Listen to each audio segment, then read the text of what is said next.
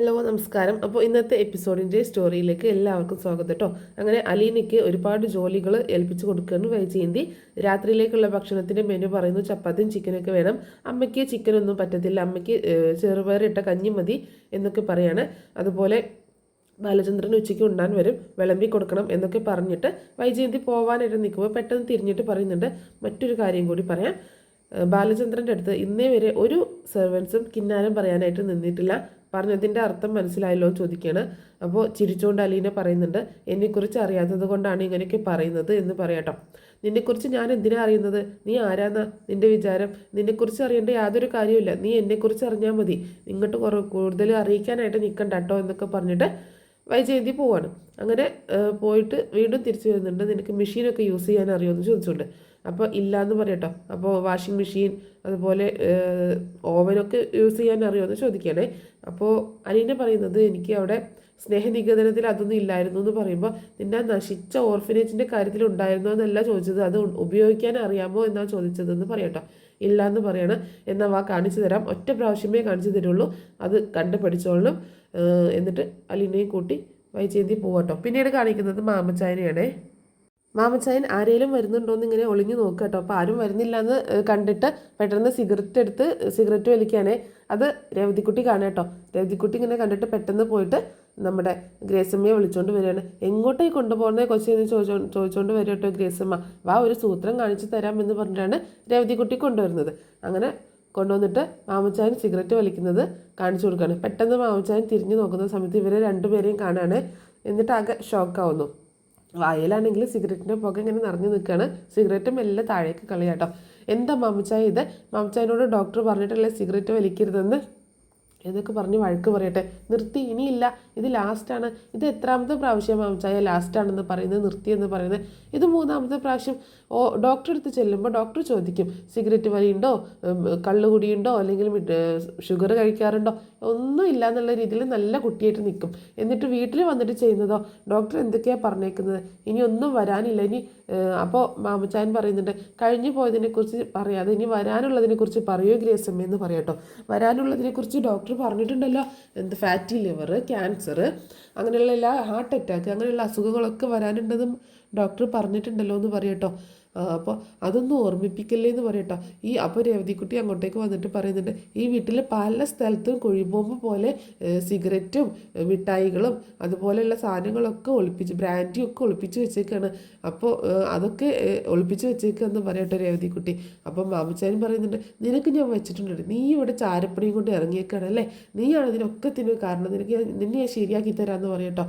അപ്പോൾ ഗ്രേസമ്മ പറയുന്നുണ്ട്, അവളെ പറഞ്ഞിട്ട് എന്താ കാര്യം, മാമച്ചായൻ ചെയ്യുന്നതല്ലേ, അവളെ പറയേണ്ട കാര്യമൊന്നുമില്ല, നീ വാടിയെന്ന് പറഞ്ഞുകൊണ്ട് ഗ്രേസമ്മ രേവതിക്കുട്ടീനെ വിളിച്ചുകൊണ്ട് പോവുകയാണേ. പോണ വഴിക്ക് രേവതിക്കുട്ടി ഇങ്ങനെ തിരിഞ്ഞു നോക്കുമ്പോൾ നിനക്ക് ഞാൻ വെച്ചിട്ടുണ്ടടി എന്നുള്ള രീതിയിൽ ആക്ഷൻ കാണിക്കാനും മാമച്ചായൻ. അപ്പോൾ രേവതിക്കുട്ടി അതേ ആക്ഷൻ കാണിക്കും കേട്ടോ. മാമച്ചാനും ഞാൻ വെച്ചിട്ടുണ്ടെന്നുള്ള രീതിയിൽ കൈ ചൂണ്ടിക്കൊണ്ട് ആക്ഷൻ കാണിച്ചുകൊണ്ട് പോവുകയാണ്.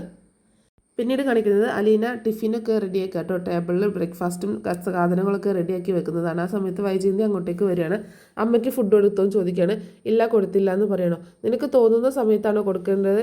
തോന്നുന്ന സമയത്ത് കൊടുത്താൽ മതിയോ എന്ന് ചോദിക്കുമ്പോൾ ആ മതി എന്ന് പറയട്ടോ. തർക്കുത്തരം പറയുന്നതെന്ന് ചോദിക്കുകയാണ്. തർക്കുത്തരം അല്ല, എനിക്ക് തോന്നുന്ന സമയത്ത് ഞാൻ കൊടുത്തോളാം എന്ന് പറയട്ടോ. എനിക്ക് അറിയാം എപ്പോഴാണ് കൊടുക്കേണ്ടത് എന്നുള്ളത്. അല്ലാതെ മുത്തശ്ശിയുടെ അടുത്തേക്ക് ഇപ്പോൾ ബ്രേക്ക്ഫാസ്റ്റ് കൊണ്ട് ചെന്നാൽ മുത്തശ്ശി ഓടിക്കും, അതിനൊക്കെ ഒരു സമയമുണ്ട്, അതിനനുസരിച്ച് ഞാൻ കൊടുത്തോളാം എന്ന് പറയുമ്പോൾ നീ അധിക പ്രസംഗം പറയാണോ ചോദിക്കുകയാണേ വൈജയന്തി. അധിക പ്രസംഗം പോയിട്ട് പ്രസംഗം പോലും പറഞ്ഞില്ലല്ലോ, പിന്നെയല്ലേ അധിക പ്രസംഗം എന്ന് പറയാണ്. അതൊന്നും വൈജയന്തിക്ക് ഇഷ്ടപ്പെടുന്നില്ല കേട്ടോ. അപ്പോൾ പിന്നീട് അലീന പോയിട്ട് കൃഷ്ണമോളെ വിളിക്കുകയാണ്. കൃഷ്ണമോളെന്ന് വിളിക്കുന്നുണ്ട്. അപ്പോൾ കൃഷ്ണമോളെ ഇറങ്ങി വരിക കേട്ടോ. എന്നിട്ട് അവൾക്ക് ഫുഡൊക്കെ എടുത്ത് കൊടുക്കുന്നു. വെള്ളം നന്നായിട്ട് കൊടുക്കണം കേട്ടോ എന്ന് പറഞ്ഞിട്ട് വാട്ടർ ബോട്ടിലൊക്കെ എടുത്ത് കൊടുക്കുകയാണ്. ആ സമയത്ത് തന്നെ ബബിത ഇറങ്ങി വരിക കേട്ടോ. ബബിത ഇറങ്ങി വന്നിട്ട് ചോദിക്കുന്നുണ്ട്, എന്നതൊക്കെയാണ് ഇതിൽ കുത്തി നിറച്ചേക്കുന്നത് ചോദിക്കുകയാണ്. ചോറും മോരുകറിയും തോരനും ഫിഷ് ഫ്രൈയും മുട്ട പൊരിച്ചതും എല്ലാം ഉണ്ടെന്ന് പറയുമ്പോൾ എന്നാൽ കൊണ്ടുപോയേക്കാം എന്ന് പറഞ്ഞുകൊണ്ട് ബബിത ടിഫിൻ എടുത്തുകൊണ്ട് പോവുകയാണ്. അപ്പോൾ അലീന പുറകെ ചെന്നിട്ട് വാട്ടർ ബോട്ടിൽ എടുത്തില്ല എന്ന് പറഞ്ഞ് കൊണ്ടുപോകുമ്പോൾ ഇനി അത് വേണ്ടാന്ന് പറയണം. വെള്ളം കുടിക്കണം, എന്നാലേ ഡൈജഷൻ കറക്റ്റാവുള്ളൂ എന്ന് അലീന പറയുമ്പോൾ കൂടുതൽ ഇങ്ങോട്ട് പഠിപ്പിക്കാൻ വരല്ലേ എന്ന് പറഞ്ഞ് വഴക്കിടുക കേട്ടോ ബബിത. അപ്പം വൈജയന്തി വന്നിട്ട് ബബിത വെള്ളം കൊണ്ടുവന്ന് പറഞ്ഞിട്ട് നിർബന്ധിക്കുകയാണ്. അങ്ങനെ അവളുടെ കയ്യിൽ നിന്ന് തട്ടിപ്പറിക്കുന്ന രീതിയിൽ വെള്ളം വാങ്ങിച്ചുകൊണ്ട് പോവുകയാണ് ബബിത. പിന്നീട് അലീന വൈജയന്തിക്ക് ഫുഡ് വിളമ്പുക കേട്ടോ. അതേസമയം ബാലചന്ദ്രമേനോനും റെഡി ആയിട്ട് അങ്ങോട്ടേക്ക് വരുന്നുണ്ട് കേട്ടോ. എന്നിട്ട് അവിടെ ഇരുന്ന് ഒരു ഗ്ലാസ് വെള്ളം എടുത്ത് കുടിക്കുകയാണ്. ഇതിനെന്താ ഒരു ടേസ്റ്റ് വ്യത്യാസം, നല്ല ടേസ്റ്റ് ഉണ്ടല്ലോ, എന്താ ഇതിലിട്ടേന്ന് ചോദിക്കുമ്പോൾ അതിൽ മല്ലി ഇട്ട് തിളപ്പിച്ചതെന്ന് പറയാം കേട്ടോ. ആ നന്നായിട്ടുണ്ടെന്ന് പറയണം. അങ്ങനെ ബാലചന്ദ്രമേനോൻ പുറത്തേക്ക് പോകുമ്പോൾ വൈജയ് ചോദിക്കുന്നുണ്ട്, അല്ല ബാലചന്ദ്രൻ കഴിക്കുന്നില്ലെന്ന് ചോദിക്കുകയാണ്. ഇപ്പോൾ തന്നെ ലേറ്റായി, ഇന്നലെ കുറച്ച് സ്റ്റോക്ക് വന്നിട്ടുണ്ടായിരുന്നു, അതിൻ്റെ കാര്യങ്ങളൊക്കെ നോക്കാനുണ്ട് എന്ന് പറഞ്ഞിട്ട് ബാലചന്ദ്രൻ പോവുകയാണ്. അപ്പം ഇനി എവിടുന്നാ ഭക്ഷണം കഴിക്കുക, ബ്രേക്ക്ഫാസ്റ്റ് എവിടുന്ന കഴിക്കാൻ ചോദിക്കുമ്പോൾ ഒരു നേരം കഴിച്ചില്ല എന്ന് ഓർത്ത് ചത്തൊന്നും പോകത്തില്ലല്ലോ എന്ന് പറഞ്ഞുകൊണ്ട് ബാലചന്ദ്രൻ പോവാട്ടോ. പിന്നീട് അലീന ബ്രേക്ക്ഫാസ്റ്റ് വിളമ്പി കൊടുക്കുകയാണ് വൈജയന്തിക്ക്. അങ്ങനെ വൈജയന്തി കറികളൊക്കെ ഇങ്ങനെ എടുത്ത് നോക്കുക കേട്ടോ. ആ സമയത്ത് ചായ വേണമെന്ന് ചോദിക്കുകയാണ് അലീന. ചായ രാവിലെ കുടിച്ചതല്ലേ എന്ന് ചോദിക്കുകയാണ് വൈജയന്തി. വേണമെങ്കിൽ ടപ്പേന്ന് ഒരെണ്ണം ഉണ്ടാക്കി തരാമെന്ന് പറയണ. അപ്പോൾ ആ എന്നുള്ള രീതിയിൽ മൂള് കേട്ടോ. അങ്ങനെ അലീന അത് ഉണ്ടാക്കാനായിട്ട്, ചായ ഉണ്ടാക്കാനായിട്ട് പോകുന്നു. വൈജയന്തി ചമ്മന്തിയും സാമ്പാറൊക്കെ എടുത്ത് കഴിച്ച് നോക്കുക കേട്ടോ. ഇഡ്ഡലിയും സാമ്പാറും ചമ്മന്തിയായിരുന്നു, നല്ല ടേസ്റ്റ് ഉണ്ടായിരുന്നു. വൈജയന്തിക്ക് ഒരുപാട് ഇഷ്ടപ്പെടുകയാണ്. മുഖത്ത് ഒരു നല്ലതാന്നുള്ള അർത്ഥത്തിലുള്ളൊരു ചിരിയും അലീന പോയ ഭാഗത്തേക്കുള്ള ഒരു നോട്ടമൊക്കെ വരുന്നുണ്ട് കേട്ടോ. ആ സമയത്താണ് അലീന ചായയും കൊണ്ട് വരുന്നത്. എന്നിട്ട് ചായ കൊണ്ടുവന്ന് കൊടുത്തിട്ട് കുറ്റമൊന്നും പറഞ്ഞില്ലല്ലോ എന്ന് ചോദിക്കുക കേട്ടോ. നീ എന്താ, ഞാനൊരു കുറ്റം പറച്ചിലുകാരി എന്നാണ് വിചാരിച്ച് വെച്ചേക്കണേന്ന് ചോദിക്കുകയാണ്. ദേഷ്യത്തോടെ തന്നെ കേട്ടോ ചോദിക്കുന്നത് വൈജയന്തി. അപ്പോൾ അലീന പറയുന്നുണ്ട്, അല്ല അങ്ങനെയല്ല, ഞാൻ ഉണ്ടാക്കിയാൽ എന്തെങ്കിലുമൊക്കെ തെറ്റുകുറ്റങ്ങൾ ഉണ്ടാവും, എന്താണ് കുറ്റം എന്താണ് തെറ്റെന്ന് പറഞ്ഞു തന്നാൽ ഇനി മാറ്റി ഉണ്ടാക്കിക്കോളാം, നീ ഒരുപാടൊന്നും ഉണ്ടാക്കാൻ നിൽക്കണ്ട, ഇങ്ങനെയൊക്കെ മതി എന്ന് പറയാണ് വൈജ. അത് കേട്ടിട്ട് അലീനയ്ക്ക് ഭയങ്കര സന്തോഷമാവാണ്. വൈജയെ കഴിക്കുന്നത് ഇങ്ങനെ നോക്കി നിൽക്കട്ടോ അലീന. നീ എന്തിനാ ഇങ്ങനെ നോക്കി നിൽക്കുന്നത്, നിനക്ക് വേണമെങ്കിൽ പോയി എടുത്ത് കഴിച്ചൂടെ, എൻ്റെ വയറ് ചീത്തയാക്കണമെന്ന് ചോദിക്കുകയാണ്. എനിക്ക് കൊതിയൊന്നും വരത്തില്ല, ഇതെല്ലാം ഞാനല്ലേ ഉണ്ടാക്കിയതെന്ന് പറയാണ് അലീന. അതിനുശേഷം വീണ്ടും വൈജ കഴിക്കുന്നത് ഇങ്ങനെ നോക്കിക്കൊണ്ട് നിൽക്കുക കേട്ടോ.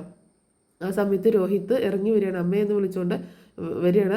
എടാ ബ്രേക്ക്ഫാസ്റ്റ് കഴിക്കടാന്ന് പറയുമ്പോൾ എനിക്ക് നേരില്ല അമ്മ, ഞാൻ പോവാണ്, ലേറ്റ് ആയെന്ന് പറയുമ്പോൾ എടാ നല്ലതാടാ കഴിക്കടാന്ന് പറയുന്നത്. ആണോ എന്ന് ചോദിച്ചുകൊണ്ട് വൈജ കുടിച്ചു വെച്ച ചായനെ എടുത്തുകൊണ്ട് കുടിക്കുക കേട്ടോ. എടാ വൃത്തികെട്ടവനെ, അത് ഞാൻ കുടിച്ച ചായ നീ വേറെ എടുത്ത് കഴിക്കുമെന്ന് പറയുമ്പോൾ തള്ള ചവിട്ടേ പിള്ള ചാവില്ല എന്നല്ലേ പറയാറ്, അതുകൊണ്ട് അമ്മ കുടിച്ച ചായയിലെ കുഴപ്പമില്ല എന്ന് പറഞ്ഞുകൊണ്ട് അത് കുടിച്ചിട്ട് അവൻ പോവാണ്. അലീന ഇതൊക്കെ നോക്കി നിൽക്കട്ടോ. അപ്പോൾ വീണ്ടും വൈജ പറയുന്നുണ്ട് അമ്മയ്ക്ക് ഫുഡ് കൊടുക്കുമെന്ന് പറയാണ്. ആന്ന് പറഞ്ഞുകൊണ്ട് അലീന അങ്ങോട്ട് പോകുന്നു. പിന്നീട് കാണിക്കുന്നത് മുത്തശ്ശിക്ക് അലീന ഫുഡ് കൊടുക്കുന്ന കേട്ടോ. ഇതൊക്കെ നീ തന്നെ ഉണ്ടാക്കിയതാണോ എന്ന് ചോദിക്കട്ടോ മുത്തശ്ശി.